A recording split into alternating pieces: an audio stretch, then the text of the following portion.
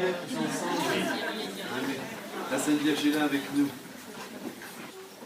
Au nom du Père, du Fils et du Saint-Esprit. Amen. Je vous salue, Marie. Pleine de grâce, le Seigneur est avec vous. Vous êtes bénie entre toutes les femmes, et Jésus, le fruit de vos entrailles, est béni. Sainte Marie, Mère de Dieu, priez pour nous pauvres pécheurs, maintenant et à l'heure de notre mort. Amen. Que le Seigneur bénisse notre belle amitié au nom du Père, et du Fils et du Saint-Esprit. Amen. Alors vous avez vu le joli temps que nous avons aujourd'hui.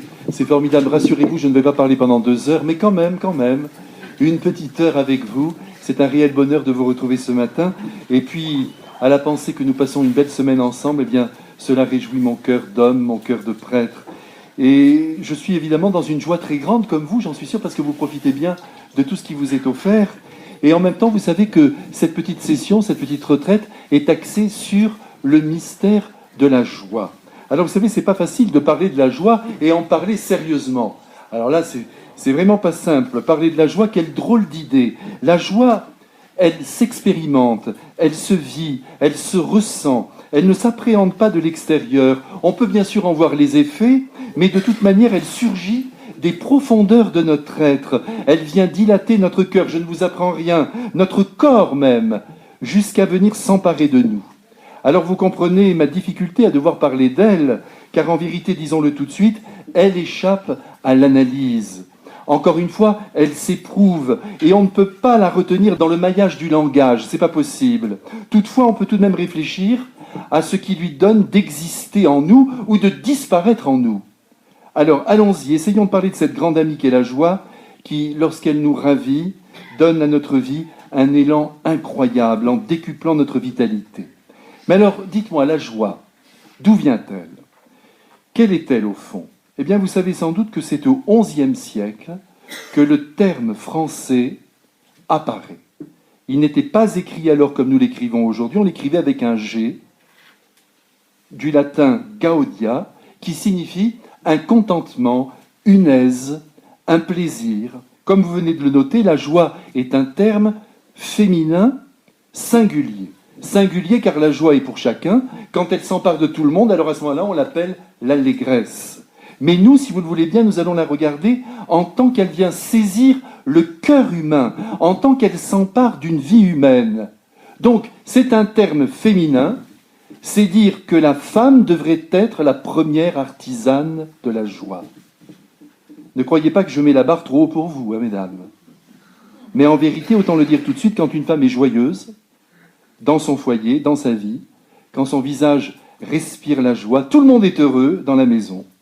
Qui ne le reconnaîtrait pas? Et quand elle tire la tête, eh bien toutes les têtes se tirent. Et chacun va dans son coin. Et oui, c'est ainsi, la femme a une grande responsabilité, à savoir celle d'allumer ou de tuer la joie dans le cœur de ceux avec qui elle vit. Je suis vraiment très heureux de vous dire cela, car on ne peut pas valoriser davantage la femme qu'en rappelant qu'elle est la clé de la joie, là où elle vit. La joie, c'est donc un sentiment de bonheur intense, qui est perçu d'abord intérieurement par l'intelligence et le cœur, et qui peut s'exprimer extérieurement sous le coup d'un bonheur ressenti qui vient dilater notre être. D'ailleurs, quand nous employons l'expression française « on s'en donne à cœur joie », on voit bien de quoi il s'agit.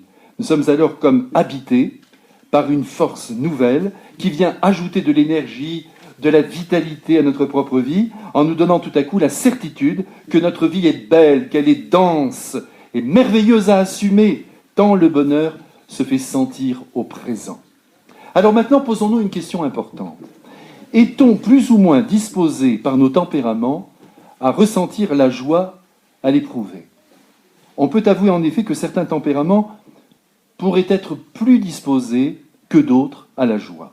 Quoi qu'il en soit, quand on est chrétien, ce qui est notre cas, enfin du moins nous nous proclamons les amis de Jésus, et que l'on est conscient de la beauté de la vie, j'insiste beaucoup sur ce point, la joie peut jaillir. Elle peut nous envahir tous et nous détourner de nos tempéraments bilieux, pessimistes, peu enclins peut-être à l'expression de la joie.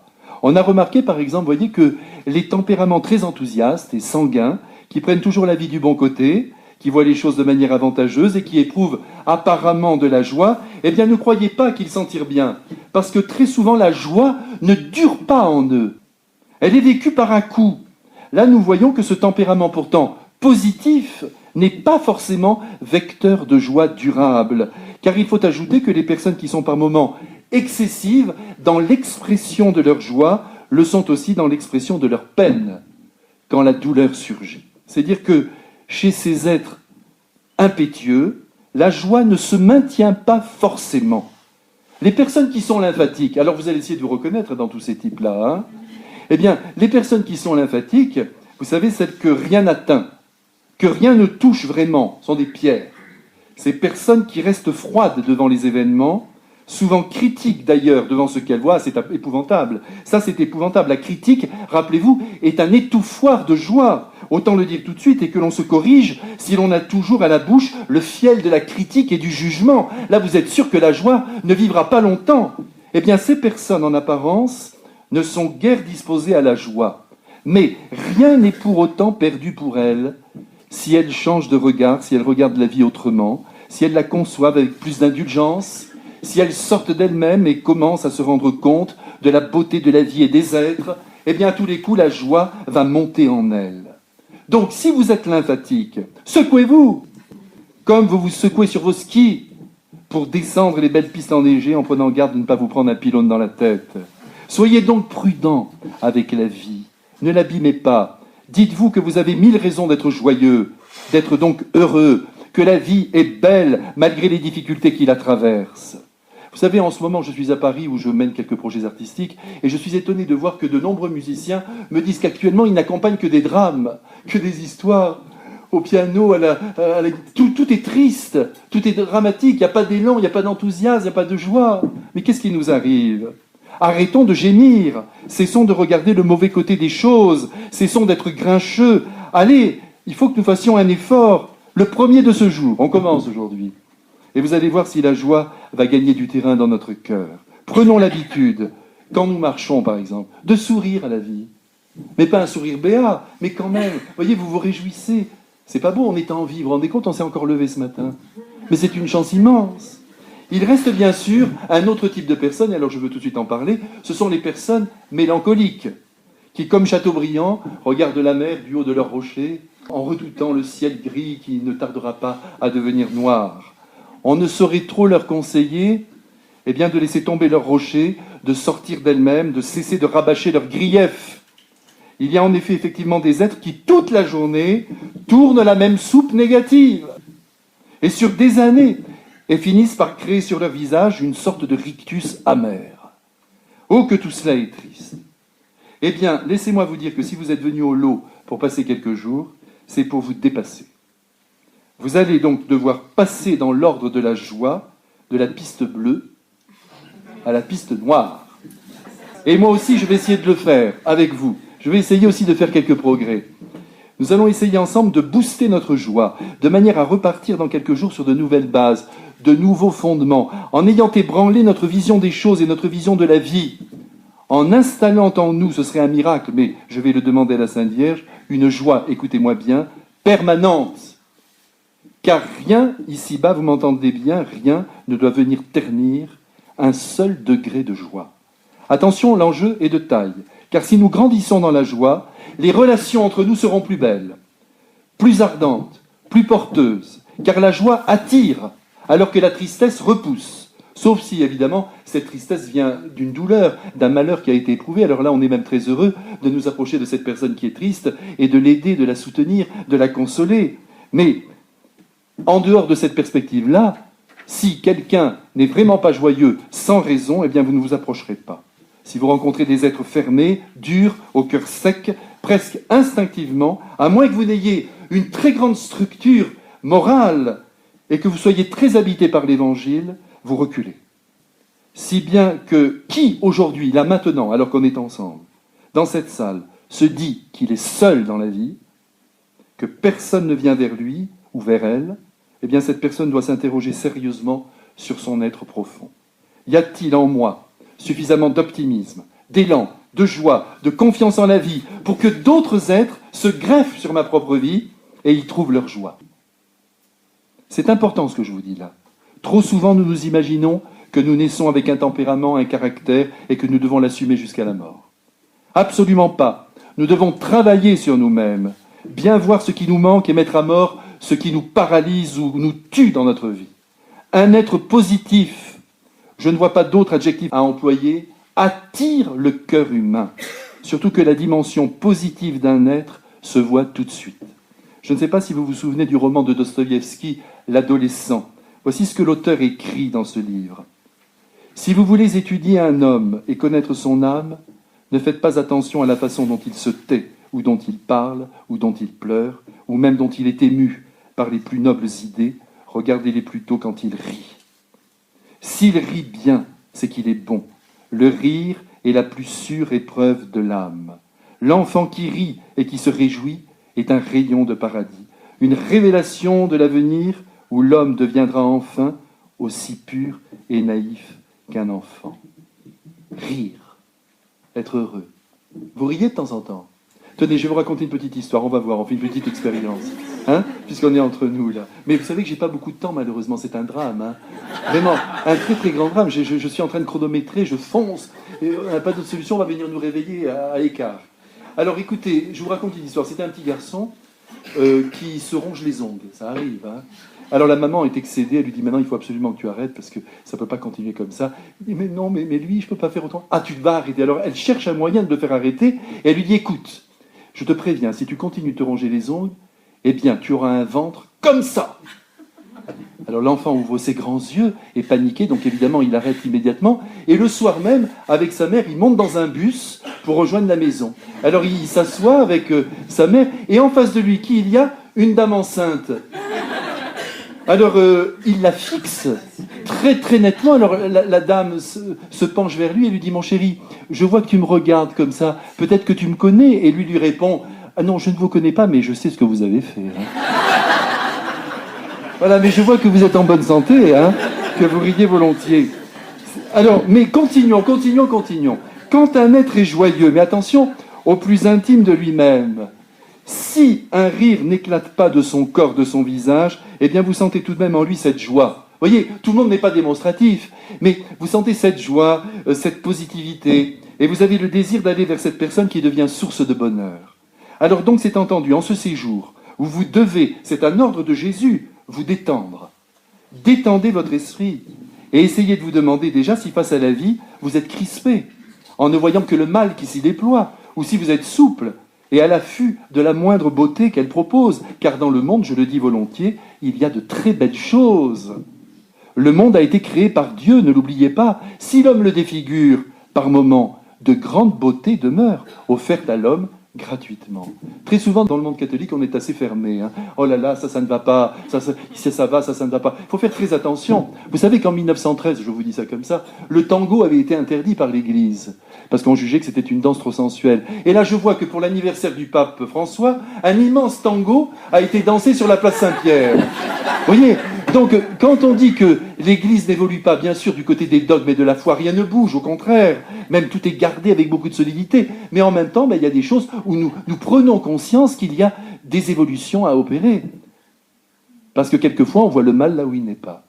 Donc, vous voyez, c'est quand même important de se dire toujours que nous devons admirer ce que nous vivons, ce que nous croisons, même quelques acquis sur le plan technique, par exemple. Eh bien sûr qu'il y a des déviations, mais en même temps, il y a des choses qui sont bonnes et qui nous aident à vivre en étant heureux.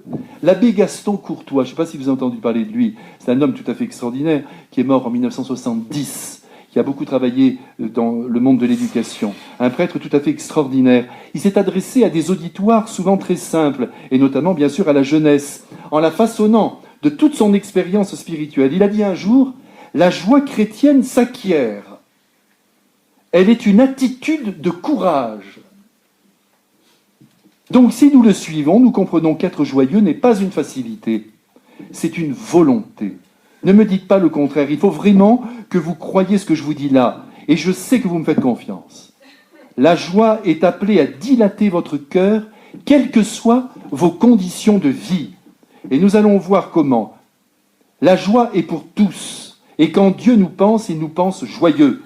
Il ne veut pas que nous traversions 80-90 ans sur cette terre avec le visage effondré, en pourrissant la vie des autres. Jésus lui-même était extrêmement joyeux. Mais oui, certes, on ne le voit pas rire dans l'Évangile, parce que sa joie, nous la contemplerons dans le ciel. Mais on le sait même à travers... Mais si vous regardez bien, vous sentirez cette intensité de joie. Il y a des moments extraordinaires, mais on en reparlera, parce qu'on a quand même 3 heures ensemble pendant tout ce temps. Hein. Mais vous savez, notre Seigneur, oui, était très joyeux. Je sais que dans une révélation privée, mais on peut faire confiance, lorsque les apôtres rentraient de la mission, ils fonçaient vers le Christ, notamment Saint Jean, ils dévalaient la montagne, ils couraient vers lui, le Christ lui ouvrait les bras, et ils étaient joyeux. Et puis quand il était sur la terre au milieu de toutes les difficultés qu'il a rencontrées, eh bien malgré tout, laissez-moi vous dire que son cœur demeurait dans une joie profonde. N'oubliez pas qu'il a dit aussi un jour aux apôtres, « Je vous ai dit tout cela », et dans ce tout cela, il y a la révélation du mystère de Dieu et l'annonce des persécutions à venir. « Je vous ai dit tout cela pour que votre joie soit plénière. » Dieu nous veut donc heureux. Et quand nous ne le sommes pas, nous l'attristons.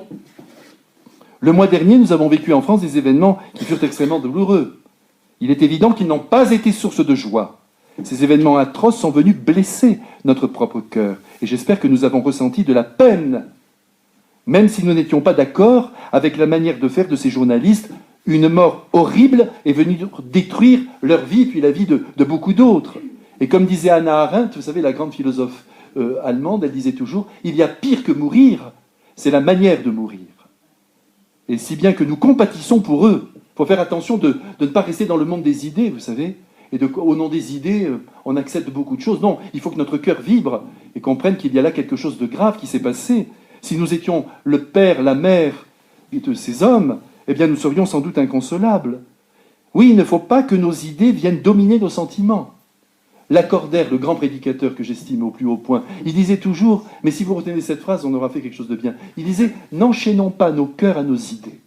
Mais il a raison, c'est autre chose le cœur. Les idées, bon évidemment, nous y tenons à nos idées, mais en même temps, on ne perd pas de vue le cœur qui doit continuer de battre. Sinon, le résultat, eh bien, il est là, la joie ne pourra jamais gagner notre propre vie, ni la paix d'ailleurs. Notre cœur doit vibrer à la douleur des autres, comme il doit vibrer aux événements heureux qui sont là pour intensifier notre joie. Eh bien, voyez, ces événements que nous avons vécus, comme je vous le disais, ne doivent pas venir ternir la paix de notre cœur. Ils ne sont pas évidemment source de joie, mais ils doivent tout de même nous laisser demeurer dans la confiance en Dieu qui aura le dernier mot de l'histoire humaine. Rien n'est jamais perdu, et les épreuves, nous devons toujours les considérer transitoires, même si elles sont dramatiques. C'est la seule manière pour nous de ne pas tuer en nous la joie qui ne demande qu'à vivre. Nous avons été créés, je le redis, pour être heureux et donc joyeux. Nous devons donc nous habituer à demeurer dans la paix malgré tout ce qui vient nous agresser. Et grâce à cette paix installée en nous, la joie pourra reprendre souffle. C'est ce que disait d'ailleurs François de Sales. Il aimait à rappeler que devant des événements tragiques, toute notre nature tremble. C'est sûr que notre sensibilité est touchée, même par la peur. Mais, disait-il, la fine pointe de notre esprit demeure dans la paix. La fine pointe de l'âme humaine, elle est tranquille, parce que Dieu est là. Il y a au fond, comme nous le voyons ici, un lien très fort, mais vous verrez dans votre propre vie, vous analyserez ce que je vous dis, entre la joie et la paix. La paix conduit la joie à s'épanouir, vous êtes paisible, la joie peut venir, et en même temps, la joie que nous ressentons nous plonge dans la paix. Et puis, bon sang, n'oublions pas que la joie existe aussi pour soulever le mouvement même de notre vie, et pour nous guérir de nos peurs, de nos pessimismes, qui nous replient sur nous-mêmes. C'est ça le but de la joie. Quand vous riez un bon coup, vous oxygénez votre corps, et votre âme, il paraît que les rides s'effacent même. Ça vaut la peine. C'est moins cher que chez Clarins. On dit qu'un fou rire équivaut à un beefsteak. Alors, écoutez, ne nous gênons pas. Et vos cellules s'en portent mieux. Mais moi, je l'ai toujours cru. Vous voyez, quand je vois des grands spirituels, dans ma vie, j'ai eu le bonheur, dans la première partie, parce qu'il m'en reste encore beaucoup, eh bien, j'ai eu le bonheur de rencontrer de grands spirituels, très âgés, de 80, 90, 95 ans. Vous les voyez, ils sont rayonnants, ils sont merveilleux. Pourquoi ? Parce qu'ils vivent dans la paix. Ils n'ont pas peur, ils sont avec Dieu, ils ne s'inquiètent pas. Je me souviens du Père Perrin, notamment, dont le procès en béatification est ouvert, un être tout à fait sublime, qui était le directeur spirituel de Simone Veil, la philosophe. Eh bien, lui, il était là, je me souviens, un jour, il avait eu une attaque, j'étais là à côté de lui. Je lui dis, père, ne vous inquiétez pas, les pompiers vont arriver. Il m'a dit, mais je m'inquiète pas du tout. Et il m'a dit, je m'inquiète pas du tout, tout va bien. Et il m'avait même ajouté, je me souviens de cette phrase, qui est terrifiante, hein, mais je ne l'ai pas oubliée, ce qu'il y a de pire sur le plan humain, c'est ce qu'il y a de meilleur. Mais ça, évidemment, c'est, j'oserais dire, le sommet de la sainteté. Voyez, il faut cette tranquillité d'âme. Et tous ceux qui vivent de cette tranquillité d'âme, parce que rien ne peut nous arriver, on est dans les mains de Dieu, eh bien, sont heureux. Dieu est là, tout s'arrange, tout. La douleur apparaît transitoire, et même la mort aussi, elle va s'arranger.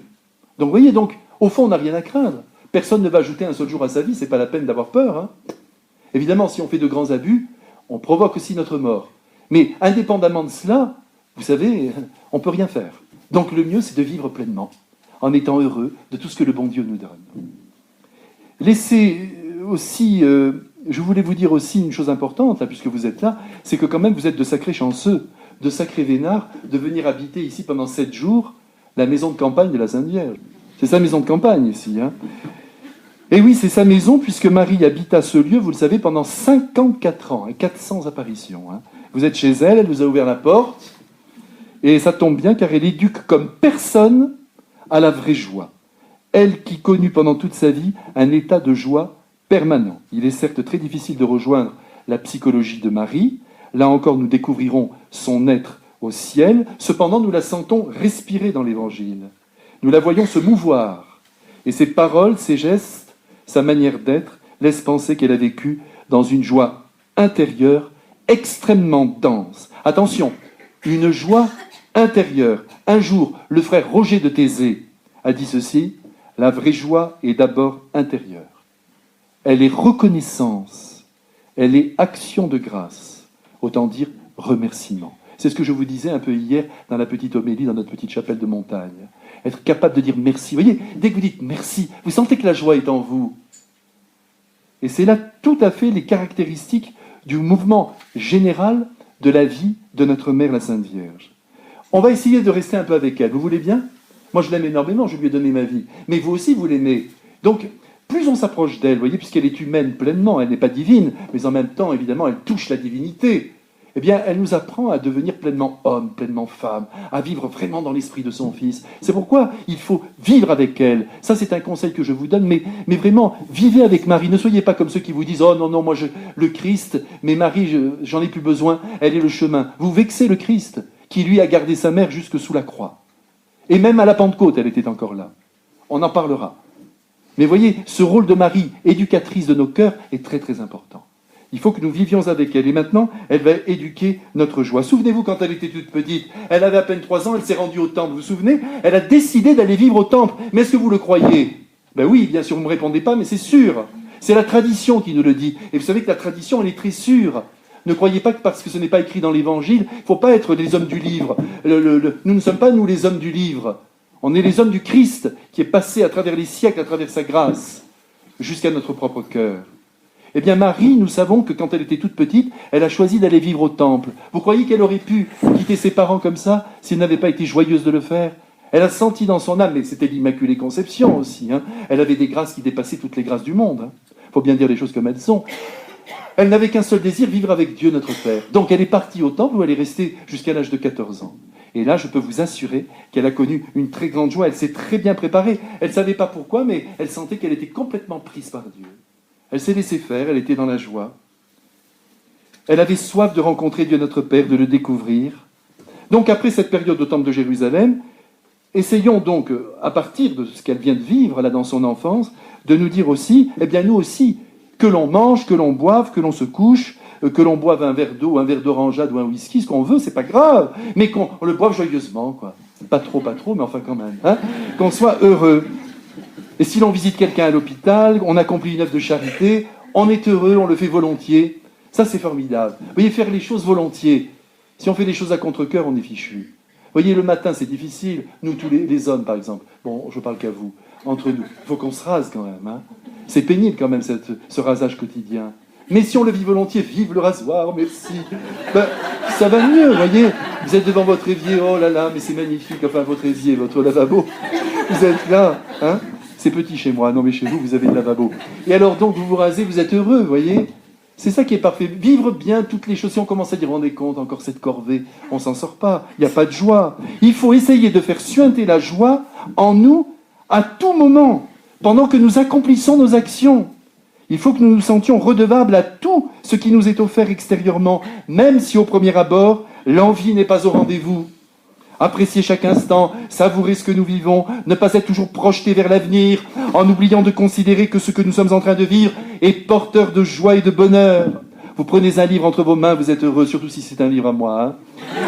Donc là, vous êtes heureux, vous le prenez, vous touchez les pages, vous voyez les caractères, vous dites comme c'est fort, comme c'est... Vous voyez ? Non mais voyez, il faut avoir du bonheur. Vous vous laissez emporter par un beau film que vous voyez, vous éprouvez. Vous voyez les films, il faut les regarder ensemble. Mais enfin, on en reviendra vers tout ça, parce que ça sera très concret bientôt. Mais voyez, ce bonheur de vivre chaque instant. Par exemple, en ce moment, nous sommes ensemble. Eh bien, on ne doit pas penser au ski qui nous attend. Ou à je ne sais quoi. À je ne sais quel souci. Non, non, non, pas du tout. On vit pleinement ce moment. Moi-même, je vous donne tout mon amour. Et puis, vous, par votre écoute, vous me dites aussi que vous m'aimez. Et puis, on avance comme ça. Et on est bien ensemble. Et puis si le Christ revient maintenant, ben, tant pis pour la piste noire. Mais voilà, ben, on aura vécu un bon moment. Il ne faut pas passer devant la vie en courant, c'est ça qui est dramatique. Il faut la servir avec une conscience reconnaissante pour tout ce qui nous est offert. Et la joie est là parce que nous nous sentons enserrés dans un plan divin qui nous dépasse complètement. Il y a un plan divin pour chacun d'entre nous. Alors aimons la vie, aimons l'instant présent, aimons la moindre action que nous conduisons, aimons ce qui vient vers nous et qui nous surprend et même qui nous dérange. Accueillons toutes choses et nous allons alors découvrir en toutes ces réalités des raisons d'être heureux et donc d'être joyeux. Alors on revient à la Sainte Vierge. Après ces années qu'elle a passées au temple, comme vous le savez, la Sainte Vierge a regagné Nazareth. Alors là, vous imaginez la joie des parents. Là, ça a été une grande joie pour Anne et Joachim de recevoir leur petite fille. Ils étaient tellement en Dieu qu'ils acceptaient tout ce que leur fille leur demandait. C'est certain. Elle a voulu se séparer d'eux pour être avec Dieu. Ben, ils ont été heureux pour elle. Et donc joyeux, même si ça a dû être difficile. Mais là, c'est la joie, les retours. Alors, qu'est-ce qu'elle va faire, Marie ? Eh bien, elle va mener une vie ordinaire. Elle conduit à Nazareth une vie tranquille, une vie paisible. Une vie de jeune fille. Elle a à peu près une quinzaine d'années. Elle a dû beaucoup travailler. La vraie vie, quoi. La vie toute simple qui, normalement, à moins que l'on soit déboussolé, produit un certain contentement intérieur. Alors ça, c'est important ce que je vous dis là. Si on n'est pas satisfait de la vie ordinaire, c'est-à-dire de tout ce qu'on doit faire, les petites choses, 2 œufs dans la poêle et en avant, vous voyez, la vie, ben, c'est qu'il y a un problème. On a un très grave problème. C'est pas la peine d'aller voir un psychologue, ça se règle très vite. Hein. Mais en se raisonnant, en se disant, mais c'est quoi vraiment la vie ? C'est quoi ? Ça consiste en quoi ? Aujourd'hui, ce qui nous tue, c'est cet orgueil, cette propension que le moi éprouve à vouloir embrasser la terre entière, à vouloir posséder plus que le nécessaire, à exister aux yeux des autres. Eh bien, à vivre ainsi, nous fatiguons notre âme, nous fatiguons notre cœur, nous fatiguons notre être. Et je crois que nous fatiguons aussi Jésus, qui se dit après 2000 ans quand même. C'est incroyable. Cela ne veut pas dire qu'il ne faut pas avoir d'ambition dans la vie. Hein. Soyons bien clairs, surtout les plus jeunes d'entre eux, mais même les vieux que nous sommes. Vous voyez, je me mets avec vous. Il faut bien que de temps en temps... Mais il faut que nous ayons des ambitions, mais de saines ambitions. Il faut penser grand, comme disait Michel-Ange, pour œuvrer grand. Il disait toujours ça. Penser grand pour œuvrer grand. Très bien. Mais en même temps, on garde bien les pieds sur terre. Et on sait que le bonheur se joue dans la vie ordinaire. Ou, disons-le tout de suite, nous ne devons surtout pas perdre la paix intérieure en nous agitant comme des malades. Je n'ai pas ceci, je n'ai pas cela, il faut que j'arrive à ceci, il faut absolument que j'arrive à cela. Et c'est comme ça qu'on a eu un garçon de 35 ans qui a été retrouvé mort dans son lit à côté de sa femme. Pourquoi ? Parce que des journées de 14 heures en entreprise, et puis ensuite des cours d'anglais, et puis 12 cafés, et puis quelques cigarettes, et ben voilà, le cœur lâche. Et Jésus pleure, parce qu'il s'y est mal pris, mais on ne le critique pas, hein, parce qu'on l'aime, il est dans la gloire de Dieu. Mais en même temps, il nous sert d'exemple, ce bon garçon de 35 ans, pour nous dire, mais après quoi on court ? C'est quoi la vie ? Luttons donc contre ce fameux stress qui vient nous détruire et gâcher notre joie. Vous voyez, alors, si on déséquilibre notre vie, ne nous étonnons pas. Il est évident que maintenant tout le monde travaille, on ne peut pas faire autrement. Dans bien des cas, il peut y avoir aussi des personnes qui désirent une réalisation personnelle sur le plan professionnel. On peut tout à fait le comprendre. Une maman qui dit, bon, mais maintenant je sens que j'ai aussi besoin, non pas de me réaliser, parce qu'on se réalise dans l'amour. N'oubliez jamais ça. C'est dans l'amour qu'on se réalise. Surtout la femme. D'ailleurs, quand vous voyez deux femmes qui parlent entre elles, elles parlent de leur amour, hein. Ou alors elles parlent de leurs enfants. Tandis que les hommes, non, du foot, d'action. Tandis que la femme, elle est là, c'est l'intimité qui lui plaît. D'ailleurs, les hommes, si vous ne donnez pas cette intimité, ben ça ne va pas. Il faut la donner pour rendre heureuse votre femme, votre amie. Ça, c'est très important. Alors, il faut quand même faire très attention et lutter contre une forme de vie qui vous détruit. Là, je vous le dis, je me le dis aussi à moi-même, mais moi, c'est moins grave. Parce que moi, je suis au service du Christ, j'ai pas d'enfants qui pleurent, les miens sont placés déjà. Vous voyez, donc ça va. Mais vous avez les vôtres. Faut donc, voyez, il faut passer du temps avec eux. Après, on s'étonne qu'il y ait des problèmes dans l'adolescence. Oui, mais il voit jamais son père. Mais oui, c'est pas sa faute, il travaille 14 heures par jour. Eh oui, mais il faut adapter. Il faut voir où est l'essentiel. Dernièrement, j'ai rencontré un commerçant, mais attention, il a un très très gros commerce avec plusieurs employés. Il m'a dit, moi c'est terminé, le rideau de fer, à 6 heures, je veux vivre avec mes enfants, j'ai 50 ans maintenant. Je veux les voir grandir, je veux leur parler. Tant pis, je perds tant d'euros par mois. C'est pas grave, j'y vais. Alors, c'est tout à fait normal, évidemment, que les uns et les autres travaillent, même les épouses, surtout quand il y a ce désir, ou alors qu'il y a vraiment une grande attente de ce point de vue-là. Il faut comprendre les personnes, on ne peut pas non plus demander à tout le monde de vivre la même chose. Mais si vos femmes, j'allais dire nos femmes, mais si vos femmes rentrent le soir à la maison, elles sont fatiguées, épuisées, rien n'est prêt, les enfants sont là, il faut donner les bains, il y a des problèmes à l'école, mais c'est ça la vie, n'est-ce pas? Eh bien, comment voulez-vous que ça marche? Ça ne peut pas marcher. Il y a quelque chose qui va épuiser la maman, qui va épuiser cette pauvre femme qui se donne un mal fou. Et même si elle ramène 2000 euros par mois, je ne sais pas si ça vaut vraiment la peine, si ça la stresse comme ça, et que tout d'un coup, elle n'en peut plus. Il faut essayer toujours de trouver des lois d'harmonisation. Il ne faut pas tout de suite dire, bah alors, j'arrête. Non, mais il faut harmoniser. Par exemple, l'autre jour, c'est bien que je vous parle de cas. Je rencontrais une ophtalmo, une femme formidable. Elle m'a dit, elle a toujours travaillé, elle a 4 enfants. Eh bien, elle m'a dit, il n'y en a pas un qui est arrivé à la maison sans que j'ai été là. Je n'ai jamais pris de rendez-vous après 16 heures. Ils sortaient, je les accueillais. Ils se rendaient compte de rien. Et en même temps, ils ont bien vécu, parce qu'il y avait tout ce qu'il fallait, les salaires nécessaires à une vie décente. Donc, vous voyez, mais il faut quand même s'interroger. Et si ça manque de joie, si c'est nerveux, si on n'arrive même plus à se parler, c'est qu'il y a quand même quelque chose qui ne tourne pas. Mais voyez, surtout, ce que nous ne devons pas perdre de vue, c'est que, pour garder la joie, il faut que nous ayons la certitude que Dieu est avec nous. Moi, j'aime pas beaucoup dire Dieu. Je dis toujours Dieu notre Père. C'est une habitude que j'ai prise, je vous la confie, peut-être que vous allez la prendre avec moi, pour bien comprendre qu'il ne s'agit pas simplement d'une entité divine qui est là, qui veille sur nous et qui, au fond, ne serait pas très satisfaite de nous. Non. Dieu notre Père, c'est notre Père. Donc il veille sur nous, il nous laisse beaucoup de liberté. Il est avec nous. Il faut que nous pensions que notre Seigneur Jésus-Christ nous aime. Non mais attention, c'est pas gagné ça. On a toujours l'impression de ne pas être au point. C'est très mauvais ça. Il nous aime plus que personne, il nous comprend dans les profondeurs de notre être. Nous, on a toujours l'impression, on ne fait pas tout à fait ce qu'il faut. Et si jamais je le vois, il va me prendre dans ses bras, même si j'ai fait des bêtises. Et puis Marie aussi, elle vit à nos côtés tout ce que nous traversons. Marie n'est pas un chemin, comme je vous disais tout à l'heure. Attention avec ça, ne théologisez pas trop. Marie nous conduit vers le Christ, c'est bien de se dire tout ça. Mais il faut être beaucoup plus humain que ça, comme le Christ. Nous avons besoin d'une mère, il nous l'a donnée, elle reste avec nous. Et on reste mère jusqu'à la mort. Alors Marie, elle est déjà dans la gloire, donc elle continue éternellement d'être notre mère. Et nous continuons de la garder comme mère. Quand je vois que, quand les enfants sont partis, sont mariés, certains se disent, je ne peux plus exercer ma paternité, ma maternité. Mais si, on continue dans la discrétion, pour ne pas se mêler de la vie du couple, d'accord. Mais on continue d'être père et mère de son enfant, même si cet enfant a 65 ans. Et qu'on en a 95, donc. On continue, vous voyez, on continue d'être proche. Et quand on sait que Marie est avec nous, que Jésus nous aime, que notre Père dirige toutes choses, eh bien, on reste tranquille. Pas d'agitation, pas de mélancolie, pas de découragement, et bien sûr, évidemment, pas de désespoir. Et au-dessus de toutes les difficultés de la vie, Jésus, Marie et le Saint-Esprit nous sont donnés par Dieu notre Père pour nous aider à conduire notre vie, en gardant la tête toujours haute. Vous voyez, il faut marcher à 20 cm du sol. Vous voyez, au milieu de la route. Enfin, faites attention s'il y a des voitures. Mais vous voyez, je veux vous dire par là qu'il faut être très tranquille. Vous voyez, vous allez partir tout à l'heure. On ne sait pas ce qui va se passer dans la journée. Tout se passera bien. Mais vous y allez, vous partez, vous êtes heureux, vous jouissez de toutes choses. Voilà la vie. C'est ça. Mais vous n'êtes pas, oui, tu te rends compte, il y a eu ça, t'as oublié le dentifrice. voyez, des choses vraiment, des énervements, mais ridicules, qui bloquent tout le monde. T'as vu comme tu me parles, et puis ça part en boule de neige.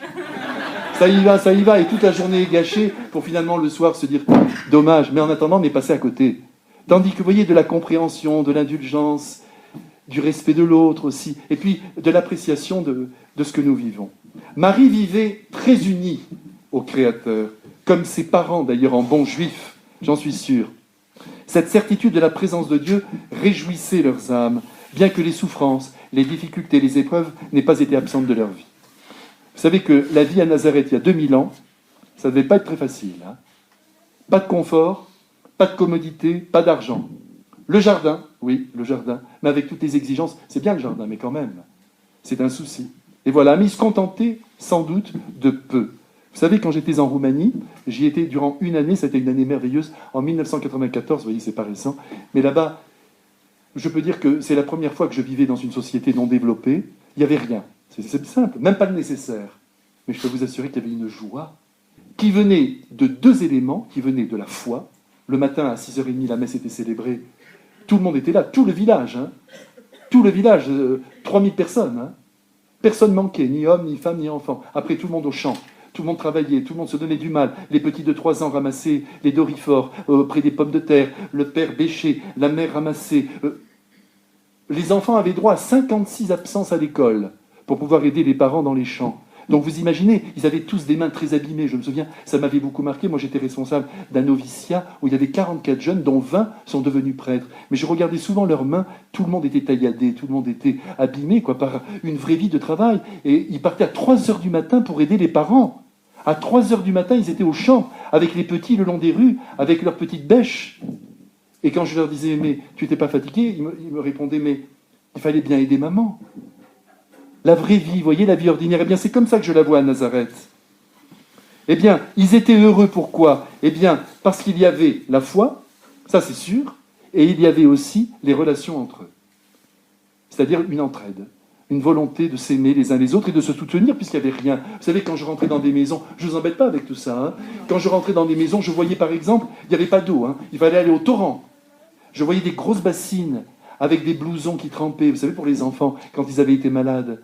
Ou alors, quand je voyais les femmes qui, dans le torrent, lavaient les couvertures, les édredons, à genoux par terre, avec des petits filets d'eau, hein, ce n'était pas l'eau abondante, hein, des journées entières. Je me disais, ils iront directement au ciel. Ça, toutes ces âmes-là, alors là, elles montent directement, vous vous rendez compte, les efforts considérables qu'elles peuvent fournir. Eh bien, Marie, je pense, vivait dans cette lumière-là. La foi et des liens très très forts. C'est ça qui rend heureux. Et nous y reviendrons tout à l'heure. Marie vit avec Dieu. Elle est donc stabilisée dans son être. Et si aujourd'hui le monde est triste, n'allez pas chercher trop loin. C'est parce qu'il s'éloigne de Dieu. Mais attention, ne croyez pas que le monde... Je n'aime pas trop quand on dit que le monde est assoiffé de Dieu. N'exagérons pas. S'il était assoiffé, il finirait par aller à la source. Mais son cœur est religieux. Son cœur est fait pour Dieu. Et mystérieusement, je dirais presque inconsciemment, il y a ce besoin de vie surnaturelle. Mais de vie surnaturelle, pas de nos systèmes. C'est-à-dire de la présence de Dieu, notre Père. C'est ça qui compte. C'est pour ça que notre Église, avant toute autre chose, elle doit être une Église mystique. Une Église qui permet la rencontre avec Dieu. Pourquoi y a-t-il des apparitions dans le monde de Marie ? Parce que Marie veut toucher profondément le cœur humain, donc elle apparaît. Vous voyez, c'est la vie mystique. Il n'y a que ça qui est intéressant, sinon tout le reste, non. On n'a pas besoin d'avoir des gens qui nous expliquent comment nous devons vivre. On a besoin de découvrir le grand mystère de Dieu, c'est-à-dire la vie éternelle qui nous attend, et derrière cette vie éternelle, comment nous pouvons, avant de la recevoir, eh bien, être heureux, ici-bas, en marchant sur les chemins du bien, sur les chemins de l'honnêteté, c'est tout. Tout est dit quand je vous ai dit ça. Le bien, l'honnêteté en tous les domaines. C'est magnifique. Vous avez vu qu'au jugement dernier, notre Seigneur Jésus-Christ ne parle même pas de la foi. Et d'ailleurs, moi, c'est ce qui me fait vraiment croire en lui, parce que s'il avait parlé de la foi, eh bien, il aurait éliminé des millions de personnes sur la terre. Il ne parle plus de foi. Il dit, qu'est-ce que tu as fait pour le frère qui était là et qui prenait ma place, qui me ressemblait ? J'étais en prison, tu ne m'as pas visité, j'étais étranger, tu m'as rejeté. C'est là que se joue le discernement, sur l'amour, sur la charité, et non pas même sur toutes nos idées. Ce qui compte, c'est nos actes d'amour. C'est pourquoi Molière a dit un jour, parce que Molière, attention, voyez des belles choses qui vivent dans le monde, je vous le disais tout à l'heure, il a dit, les seules actions font connaître qui nous sommes. Et c'est génial. Les seules actions font connaître qui nous sommes. Le reste, vous savez, on peut parler, on peut faire beaucoup de choses, mais nos actions nous disent. C'est pour ça qu'il faut y veiller. Et si ce sont des actions d'amour, ce sont des actions divines.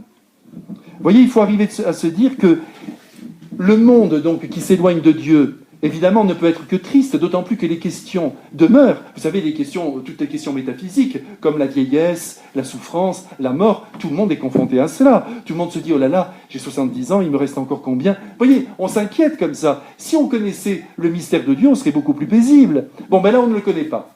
Enfin, je parle du monde. Donc à ce moment-là, évidemment, il panique. Et donc, il peut même y avoir des suicides, des gens qui n'arrivent plus à supporter cette angoisse métaphysique. C'est pour ça que le monde est dans cet état de tension. Quand vous ouvrez cette télévision, ouvrez-la aussi pour bien comprendre. Vous voyez qu'il y a une espèce de gravité, de fausse gravité, de tristesse. Alors, on essaie de régler les problèmes humains, mais on ne règle rien du tout. Si demain, François Hollande priait un instant l'Esprit Saint, la France serait changée. Mais une seconde. Ô Esprit Saint, éclaire-moi. Mais ça y est, tout est changé. Mais là, personne ne demande rien au ciel. Tout est organisé sur le plan humain. Et entre nous, rien ne marche. Ça ne marche pas parce qu'on n'est pas relié à la source. Alors, vous voyez, il faut quand même faire très très attention de se dire, mais notre Seigneur est là. Et il est là, il nous éclaire, il nous aide.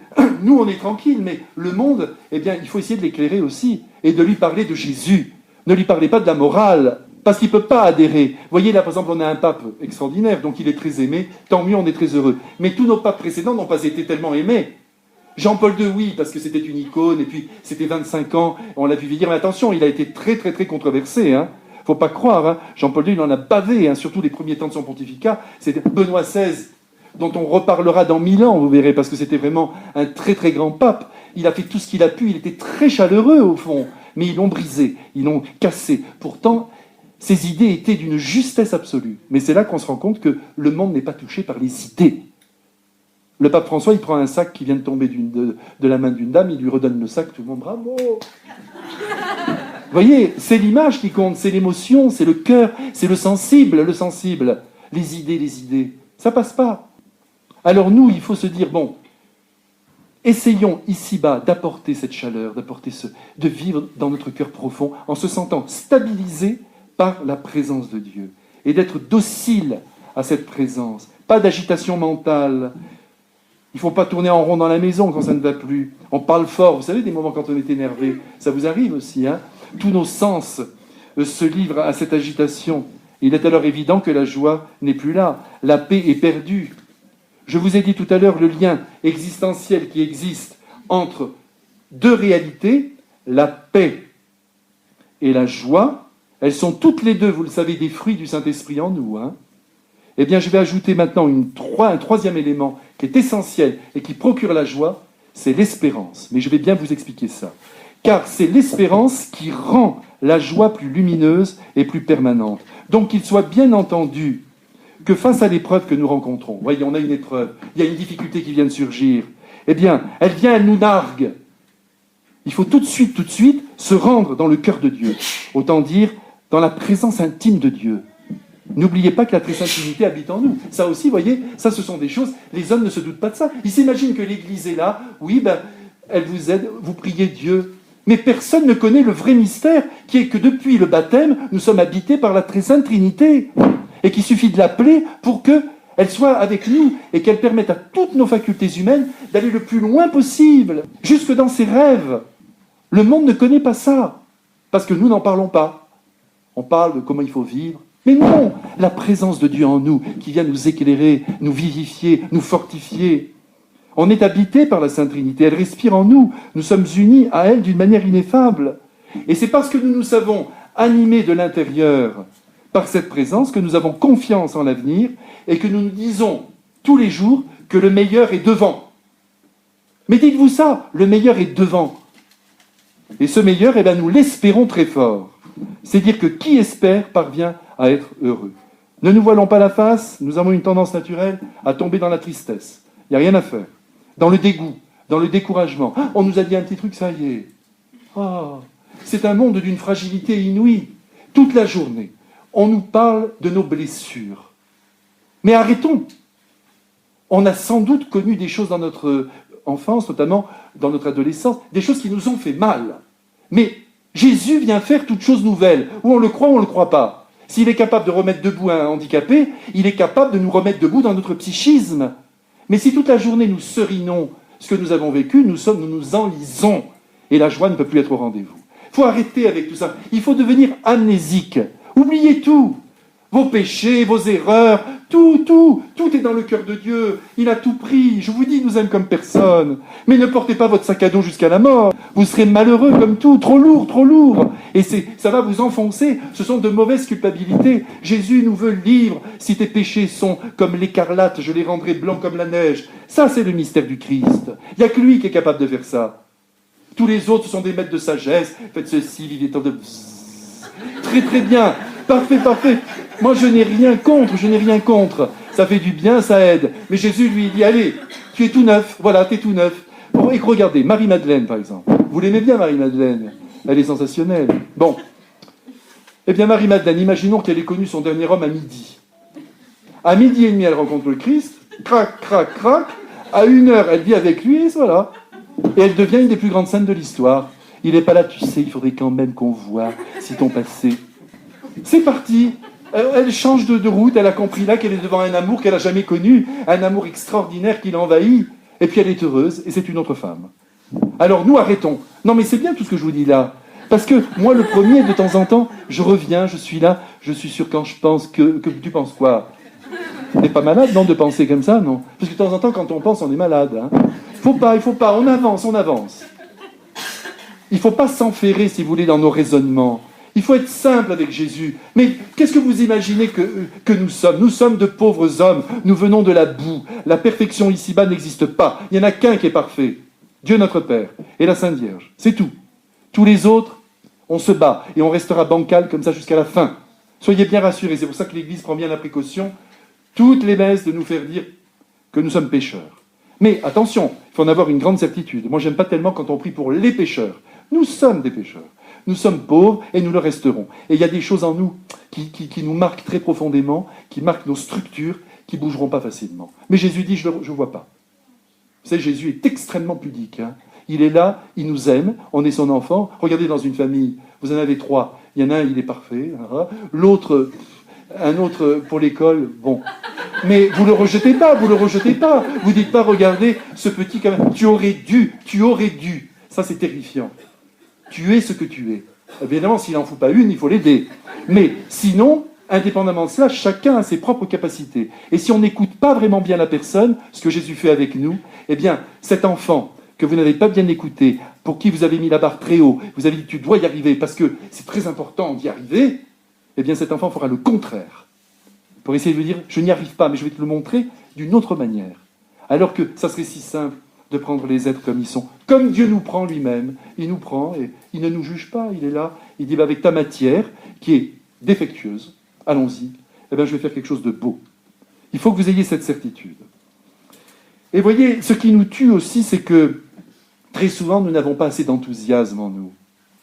Ça, c'est quelque chose d'important. On n'arrive pas à se dégager d'une vie qui nous semble répétitive et même quelquefois absurde. On a même l'impression parfois que tombent sur nous des tas de difficultés. On dirait que le destin s'acharne. C'est possible. Mais là, on prend le dessus.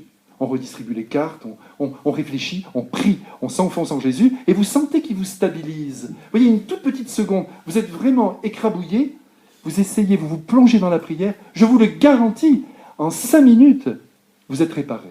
Mais si vous continuez à penser à la chose, vous êtes perdu. Alors je veux revenir quand même sur cette présence de Dieu en nous, hein, parce que c'est elle qui procure une vraie joie, qui nous stabilise.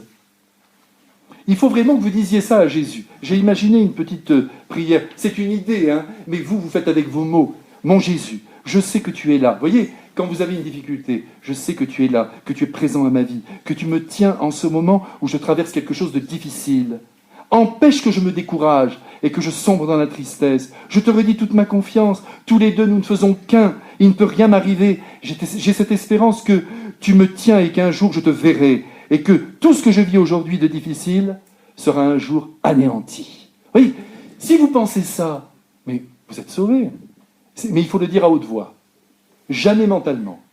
Ça, c'est un petit conseil que je vous donne. Dès que vous avez une difficulté, après avoir fait cette petite immersion au fond de vous pour retrouver la très sainte Trinité, vous parlez à haute voix. Et à ce moment-là, vous gravez en vous la dimension positive que vous exprimez. Ça, c'est capital. Je t'aime, Jésus. C'est beaucoup plus fort que de lui dire... Non, la prière mentale, elle est importante. Mais attention, il faut qu'elle soit habitée. Si vous êtes là... Oh... Et puis alors, une demi-heure, n'est-ce pas? Parce qu'on vous a dit qu'il fallait faire une demi-heure. Tink, la trotteuse part. Non, mais je veux dire, on est à côté de la plaque. Ce qui compte, c'est le contact avec Jésus. Vous savez, même 10 secondes avec Jésus. Non, mais faites-le aujourd'hui, 10 secondes. Hein. Essayez, pas en descendant avec les skis, hein, mais quand vous êtes un peu tranquille, vous êtes là bien comme il faut, je sais pas, dans la chapelle ou dans votre chambre, 10 secondes, vous dites à Jésus, mais tu es là, mais vous êtes heureux. Tout de suite, il y aura la joie. C'est à la prière du cœur que Jésus nous invite ce matin, une prière profonde. Voyez, quand on entend des chrétiens qui disent « je n'ai pas bien fait ma prière », attention, loin de moi l'idée de juger, on voit bien, et quelquefois ça part d'être extrêmement droit, scrupuleux. C'est ce que l'on n'a pas, mais en vérité, cette expression montre qu'on n'a pas très bien compris ce que Jésus attendait. Il n'en a que faire au fond de notre prière, réciter à la va-vite le matin et le soir, pour nous en débarrasser. Parce que souvent on fait nos prières, bon, c'est fait. Bon, alors maintenant, qu'est-ce qu'il y a à la télé? Hein? Non mais, je veux dire, ça va pas. Ce qui compte, c'est ce contact. Vous voyez, vous vous mettez dans votre lit. Vous aimez bien votre lit? Bon. Moi, je change beaucoup. Il y en a que j'aime, d'autres moins. Bon, alors, vous êtes là dans votre lit. Vous savez qu'un jour, François de Sales, il a raconté que Sainte Brigitte, c'est une sainte formidable, elle aimait beaucoup prier dans son lit. Thérèse de l'Enfant Jésus aussi. Donc, vous êtes bien couché comme ça. Et vous vous unissez à Dieu notre Père ou à Marie.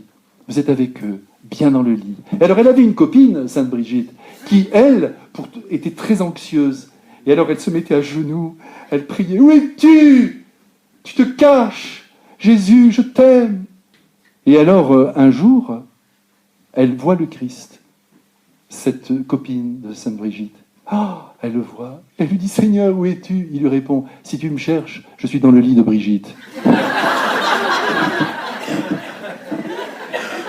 C'est ça notre vie, vous comprenez? À force de vouloir prier bien comme il faut. Attention, vous savez que moi je ne suis pas du tout opposé à la forme. Ça compte beaucoup la forme, notamment la messe. Parce que la messe est sacrée, ça nous dépasse. Il faut que ce soit grandiose. Enfin grandiose dans le sens d'habiter. Il faut que le mystère ressorte de la Sainte Messe. C'est le Christ qui est là, mais c'est quelque chose de divin. On n'a pas le droit de banaliser. Mais après, pour notre prière, pour notre Seigneur, ça lui est égal. Qu'on soit à genoux, assis, couché. Ce qu'il veut, c'est qu'on soit avec lui. Vous voyez, donc, il nous a dit surtout prier sans cesse, donc même dans notre lit. Mais par exemple, si vous commencez à vouloir uniquement prier à genoux, vous prierez 3 minutes. Mais si vous dites dans mon lit, vous mettez dans votre lit. D'ailleurs, il y a votre femme qui est à côté, elle vous parle, elle dit non, je prie. Elle sera contente aussi. Elle dira, moi aussi je vais prier. C'est vous après qui t'après. Maintenant ça suffit, on a prié. Et vous serez heureux. Mais voyez, sentez qu'avec notre Seigneur Jésus-Christ, tout doit être simple. Rien ne doit être trop formel. Comme dans la vie, quoi. Vous savez, quand vous vissez trop fort, ça casse. Il faut de l'huile. Il faut de l'huile dans les rouages. C'est pour ça qu'au baptême, nous recevons le Saint-Esprit avec de l'huile, pour bien montrer qu'il faut qu'il y ait une grande souplesse en nous. Et le curé d'Ars disait aussi une chose extraordinaire, dans sa grande simplicité, il disait toujours, le cœur des saints est un cœur liquide. On voit bien. Et pas un cœur. Oui, c'est important pour nous qu'il y ait cette souplesse, qu'on relativise aussi ce qu'il y a de négatif dans nos vies. Donc cette prière du cœur, il faut essayer de la vivre très très intimement, se tenir, oui, dans l'intimité de Dieu, c'est sauver au fond la possibilité de la joie. Quand vous avez trop le nez sur le guidon et que vous venez d'être contrarié, eh bien si vous vous laissez aller, vous vous enfoncez. Vous pouvez aussi aller devant le Saint-Sacrement, puisque c'est notre Seigneur. Avant, vous savez, ça se faisait beaucoup. À midi, c'est-à-dire après le repas de midi, l'église était dans le village, au cœur du village, mais même les prêtres aussi le vivaient beaucoup. Maintenant, tout ça s'est un peu perdu, on appelait ça la visite au Saint-Sacrement, c'était quelque chose de très beau, ça durait 3 minutes. C'est rien 3 minutes dans une journée. Mais tout le monde était heureux. On montait, on se mettait devant le tabernacle, un Notre Père, un Je vous salue Marie, et puis toujours, par exemple, la prière vocale est importante, Notre Père, ça c'est Jésus qui nous l'a apprise. Mais si on la récite machinalement, ça n'a aucun intérêt. Il faut vraiment essayer de la rendre vivante. On parle. Thérèse d'Avila, elle disait toujours, avant de prier, réfléchissez toujours à qui vous parlez. On parle à quelqu'un. Et donc, ça, c'est très important. Mais attention, Jésus n'a jamais dit « priez bien ». Il a dit « priez sans cesse ». Donc, soyez unis à moi. Et vous savez que d'ailleurs, pour être sûr de cette union avec Dieu, mais on en reparlera, eh bien, il suffit de faire sa volonté. C'est ça qui nous unit à lui, plus que nos élans. Mais en même temps, il faut qu'il y ait cette intimité. Le cardinal Danielou, que j'estime au plus haut point, c'est un homme remarquable, le cardinal Danielou. Malheureusement, il est mort dans des conditions qui ont mis des doutes sur sa vie, comme d'habitude. Vous savez, c'est toujours pareil. Les plus grands finissent par être massacrés par le démon. Toujours. Ne vous étonnez pas. Quand vous voyez des serviteurs de Dieu, notamment, qui perdent leur réputation, qui sont détruits, surtout ne dites rien. Parce qu'il y a un mystère d'iniquité derrière ça. Et le bon Dieu le permet, et il garde la gloire de ces êtres pour le ciel. Vous voyez que dans toutes les communautés, il y a des problèmes. Ils cassent les fondateurs. Laissez faire.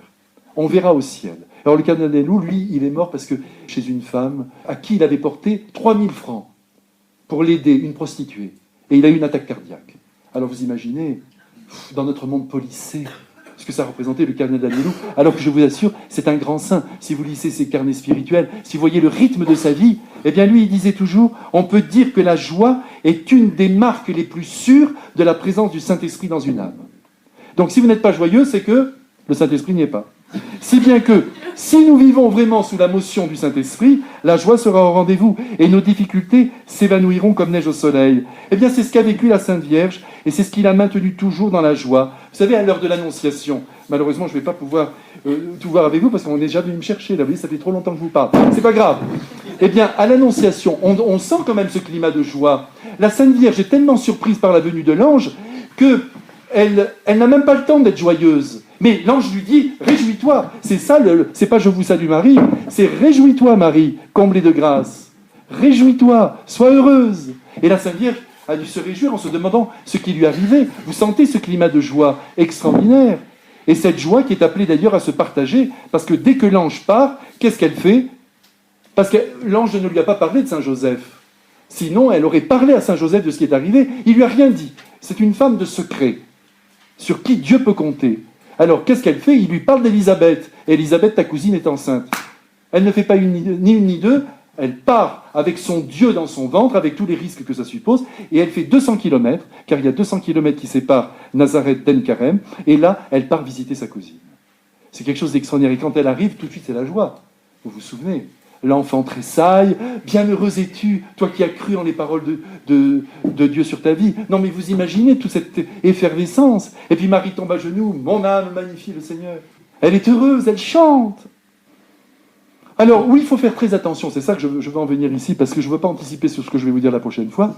C'est que si nous vivons de petites jouissances, attention, tout est important dans la joie, même des petites choses. Votre femme vous a préparé des coquilles Saint-Jacques, ça ou autre chose, ou une purée boudin, hein. Vous êtes heureux, ça vous plaît, ben vous savourez, c'est formidable. Ce sont des petits moments de joie aussi. Il ne faut pas négliger toutes ces choses-là, mais nous en reparlerons. Mais en même temps, si vous ne marchez que de jouissance en jouissance, vous verrez que la joie ne peut pas s'installer. La joie ne vient pas de tout cela. Même d'une certaine façon, ça tue l'espérance, parce que vous obtenez tout de suite ce que vous voulez. Vous vouliez, par exemple, n'allez pas chercher le domaine charnel, parce qu'on est toujours dans ce domaine charnel qui est très difficile à régler. Mais la question de la nourriture, par exemple, vous vouliez ceci, et puis, hop, vous avez mangé, même, pardonnez-moi, vous êtes un peu goinfré, et après, qu'est-ce qu'il faut? Un citrate de bédéaïne. Non, mais c'est vrai, parce que et c'est pas la joie. C'est pas la joie. Mais pourtant, vous avez eu ces petites jouissances. Ah, je veux ça, je veux ceci. Il y a une petite jouissance, mais il n'y a pas d'espérance. Si vous n'avez pas d'espérance, il n'y a pas de joie, parce que vous n'avez rien qui vous tient, vous comprenez? Et notre monde qui n'a pas d'espérance ne peut pas connaître la vraie joie. Notre joie, c'est d'abord d'être avec Jésus, de se sentir soutenu par lui, de sentir la grâce habiter notre cœur, c'est de savoir que Marie est à nos côtés. Tu es mon amour, je t'aime profondément. Voilà ce qu'il faut dire à Jésus, ce qu'il faut dire à Marie. Et puis, il faut éprouver évidemment de très très très grands désirs. Alors donc, je compte sur vous. Maintenant, je vais conclure en vous disant 2-3 petites choses parce que je ne veux pas que vous loupiez votre quart. Nous devons évidemment savourer tout ce que nous vivons. Ça, c'est très très important. Et en même temps, vous voyez, se souvenir de ce qu'on a vécu. Vous savez, il y a un très grand écrivain français dont on ne parle plus beaucoup maintenant, parce qu'il était nationaliste. Alors quand on est nationaliste, c'est fini, quoi. Mais c'était pourtant l'une des plumes les plus importantes de la France, Maurice Barrès. Eh bien, lui, si vous voulez, il avait imaginé que le plus grand bonheur, la plus grande joie, consistait tout simplement à vivre le plus ardemment possible et à analyser ce qu'on avait vécu. Pour lui, la joie était là. Ressentir et analyser. Vous voyez ? Ça m'apparaît quelque chose de très bon. Il avait même imaginé qu'avec un procédé mémotechnique, on aurait pu se souvenir de tous les grands moments qu'on avait vécus, de manière à les faire ressurgir pour nous donner de la joie. Alors de temps en temps, c'est important, nous aussi, que nous nous souvenions de ce qu'on a vécu de beau. Vous savez, le premier moment où vous avez aimé un être, le premier moment où vous avez été saisi par votre nouvelle vie, par un travail qui vous a plu, par la naissance de vos enfants, mais je ne sais pas moi. Mais faites remonter tout ça pour qu'il y ait vraiment de la joie. Tandis que nous, on est des goulus. Vous voyez ? On dévore et puis on passe à autre chose. On est fous. Je me souviens, mon vieux grand-père, quand j'étais enfant, de temps en temps, il était russe, vous savez, donc il avait le sens des choses. Hein. Et alors que je le revois, il me tendait une noix, par exemple. Au repas du dimanche, c'était sacré le repas du dimanche. Hein. Il me donnait une noix, il me disait « Mâche, savoure, rejoins le goût profond de ce don qui t'est fait. » Et moi, alors, à 8-10 ans, crac, crac, crac, je n'osais pas l'avaler, hein, cette noix. Mais en même temps, je comprenais son idée. C'est vrai, vous mangez une noix. Si vraiment vous la faites tourner, je vous assure que vous verrez à midi, mangez lentement. Eh bien, vous verrez, tout de suite, il y a du goût. Tandis que si on passe, on court, c'est fichu, et donc pas de joie. Alors, vous pourriez aussi peut-être aujourd'hui vous demander au fond si, vous, de temps en temps, vous revenez sur le passé pour vous régaler avec ce que vous avez vécu. Et puis, vous voyez, vous irriguez votre vie de bons souvenirs. Mais maintenant, il faut revenir au présent. Je termine. Il faut maintenant, vous comme moi je vais le faire aussi aujourd'hui, mais enfin je l'ai déjà fait en préparant pour vous, il faut que nous mesurions l'amplitude de notre joie, mais aussi peut-être de nos tristesses, de nos découragements, de nos mécontentements. Regardez de quel côté penche la balance. Demandez-vous où s'enracine votre joie. Êtes-vous suffisamment proche de Jésus? Sentez-vous battre sa présence dans votre présence? Que cherchez-vous dans la vie? Qu'espérez-vous? Qu'est-ce qui vient perturber votre propre joie et lui enlever ses ailes? Allez, soyez courageux, répondez. Qu'est-ce que vous désirez? La jouissance ou la joie? Après quoi courez-vous? Alors tout à l'heure, lorsque vous allez descendre les pistes de ski, pensez bien aussi à ce que vous faites. Mais en même temps, appréciez ce que vous êtes en train de faire. Trouvez votre joie dans ce présent qui est beau. Et en remontant par le tire-fesse ou le télésiège, je ne sais pas ce que vous allez prendre, eh bien, dites-vous en vous-même, mais je vis vraiment un moment sensationnel. Et puis je suis heureux, même s'il y a des difficultés dans ma vie, je suis vivant. Jésus est avec moi, Marie aussi est avec moi. Alors je vous souhaite donc de passer